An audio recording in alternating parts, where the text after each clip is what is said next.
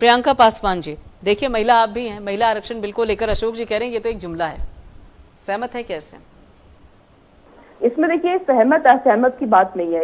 ये bill Congress party ने ये कहा है कि इसमें ओबीसी माइनॉरिटी के लिए भी महिलाओं के लिए होना चाहिए और कांग्रेस ने इसका समर्थन भी किया है। जो कांग्रेस ने इसका समर्थन किया और चूंकि अगर समर्थन कांग्रेस ने नहीं किया होता या कोई भी नहीं किया होता तो बीजेपी फिर भी पास करवा लेती है क्योंकि उनका बहुमत है। इसीलिए महापुरुष काशीराम जी ने कहा था कि हमें एक मजबूत नहीं मजबूर सरकार चाहिए।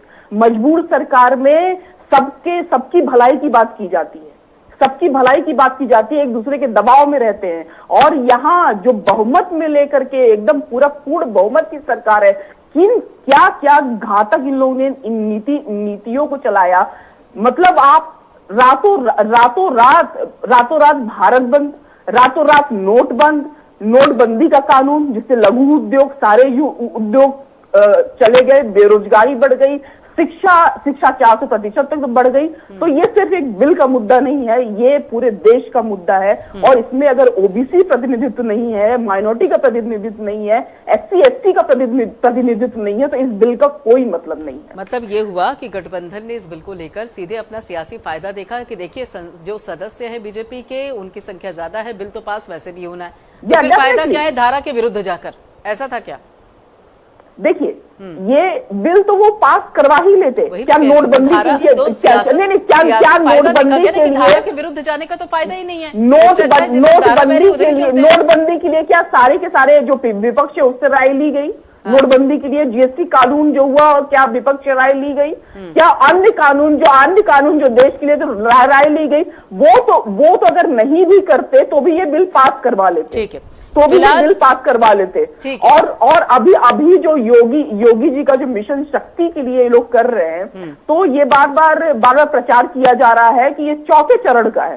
चौथे चरण का मुझे तो समझ में नहीं आ रहा क्योंकि ये स्टार्ट ही हुआ 14 सितंबर 2023 में खबर के अनुसार में। तो ये दूसरा चरण है और योगी फर्स्ट टर्म में इन्होंने ये सारी कोई बातें नहीं की थी। महिला शक्ति मिशन शक्ति ये सारी चीजों ने कोई बात नहीं की थी। पहले चरण में शांति से बैठे हुए थे। अब ये लोकसभा का इलेक्शन आ रहा है तो लोकसभा में इलेक्शन में ये भारतीय राजनीति में आजकल ऐसा चल रहा है कि कोई भी महिलाओं को लुभाने का कोई भी मौका नहीं छोड़ते हैं। रीजन क्या है? महिलाएं अगर जहां चली जाती हैं तो वहां पर अपना उनका पूरी फैमिली हो जाती है कि तुम्हारे लिए ये सारी चीजें हैं। तो ये तो दूसरे चरण का है। चौथा चरण का जो प्रचार चल रहा है ये गलत है।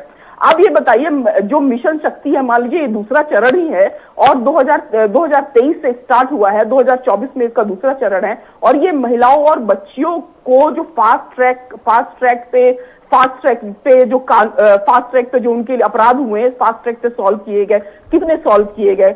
वही जो महिलाओं को प्राथमिकता के आधार पे जो वहां शारीरिक अत्याचार पीड़ित होती है, रेप की पीड़ित होती है, उनको फास्ट ट्रैक पे उनको सजा दिलवाई जाती है। कितने को दिलवाई गई ये मैं योगी जी से पूछ रही हूँ। इतना बताइए कि अगर उत्तर प्रदेश की सरकार मिशन शक्ति का आगाज कर रही है कल से 14 तारीख से, तो फिर आखिर इसमें कांग्रेस को ऐतराज क्या है?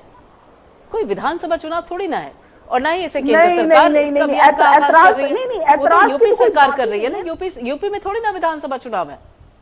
प्रचार प्रसार ही हो रहा है। मुसीबत तो ये है, धरातल पे ये नहीं है, धरातल पे तो ये है ही नहीं। अगर मैंने बोला ना, आप फास्ट ट्रैक पे कानून पे कितने लोगों को आपने सजा दी? मुझे योगी जी बताए, बीजेपी बताए। रेप पीड़ितों को कितने जल्दी सजा हुई है बताए। वहीं पे 14 सितंबर 2020 में इनका मनीषा वाल्मीकि का केस हुआ था, उसकी जीभ काट दी गई थी, गैंग रेप हुआ, उसकी गर्दन तोड़ दी गई, उसका कमर रीढ़ की हड्डी तोड़ दी गई और उसको मरा हुआ छोड़ के अपराधी भाग जाते हैं। किस तरह की महिला सुरक्षा है वहां पे? किस तरह का महिला सुरक्षा है? और उसके बाद में इतना लीपापोती किया जाता है कि वो चारों आरोपी फ्री है और ये बोला जाता है कि सबूत नहीं मिला। वो ये बोलते हैं जब सबूत को शासन प्रशासन लीपापोती में कर देता तो सबूत कहां से मिलेगा? तो इस तरह से जातिवाद है ये। महिलाओं में ऐसा नहीं कि महिलाओं के लिए, सारी महिलाओं के लिए एक बराबर कानून है। इसमें इस कानून में भी जातिवाद है। SC ST के कानून दर्ज नहीं होते हैं, SC ST के कानून दर्ज नहीं होते हैं। और सामान्य महिलाओं को भी आप देख लीजिए कि कितनी ज्यादा छिड़कानी होती है, एंटी रोमियो स्क्वाड, ये तमाम चीजें इन्होंने चलाई।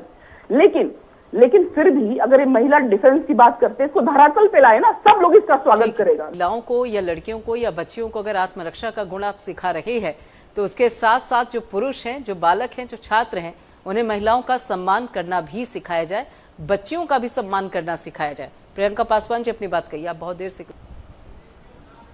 पार्टीज हैं वो राजनीति, वो जाति आधारित राजनीति कर रही हैं। तो मैं एक बात बताइए कि जाति आधारित राजनीति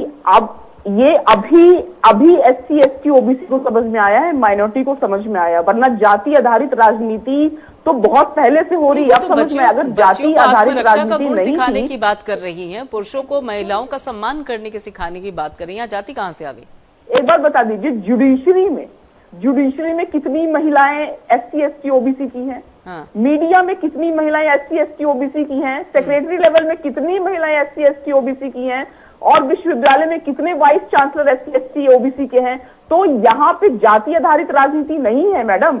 यहाँ पे अब ये लोग जागरूक हुए हैं, अब ये लोग मांग कर रहे हैं हमें भी हिस्सेदारी चाहिए, हमें भी हिस्सेदारी चाहिए और ये हिस्सेदारी मिलनी चाहिए। क्योंकि 90% आबादी को छोड़ करके आप कभी भी भारत को विकसित राष्ट्र नहीं बना पाएंगे। न्याय समान होना चाहिए, केस समान रूप से दायर होने चाहिए। अभी मैं मनीषा वाल्मीकि की फिर से बात कर रही हूं कि उसकी हत्या कर दी गई और पुलिस वाले सिर्फ उसको छिड़काने का आरोप लगाए और उसको मरा हुआ जो छोड़ के चले गए थे। जब वो बेचारी मनीषा ने फिर से अपने बयान दिए, तब उस पे जाकर के SC ST एक्ट और वो लगा, और फिर इतने गांव के सारे जो उसके साथ आरोपी थे, सारे गांव के खड़े हो गए विरोध में कि हमारे लड़के को कोई भी इसको दोषी नहीं करेगा।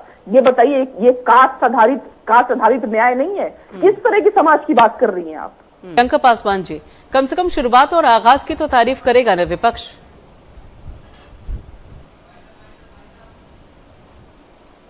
बातें हो रही बहुत प्यारी और सुनने में तो ऐसा लग रहा है कि बिल्कुल सब कुछ बेहतरीन हो गया है।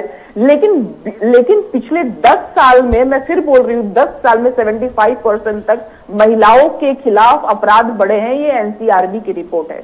आप पुलिस की जो बात बोल रहे हैं आप, कि पुलिस नेतागढ़ ब्रिजभूषण जैसे, सेंगर जैसे और चिन्मयानंद जैसे जो धार्मिक गुरु हैं, ये लोग अब कहाँ है? मतलब अगर आप इसको देखेंगे तो डेफिनेटली, मतलब जो ये होता है ना कि अगर कोई भी कर रहा है, अगर ब्रिजभूषण जी हैं उनको उनके पद से नहीं हटाया गया है, अगर सेंगर जी हैं उनको उनके पद से नहीं हटाया गया है, अगर कोई भी हो कार्रवाई करनी जरूरी है, चेहरा कोई भी हो कार्रवाई होनी बहुत जरूरी। बहुत बहुत शुक्रिया श्वेता राज सिंह जी, अशोक यादव जी और प्रियंका पासवान जी, शाली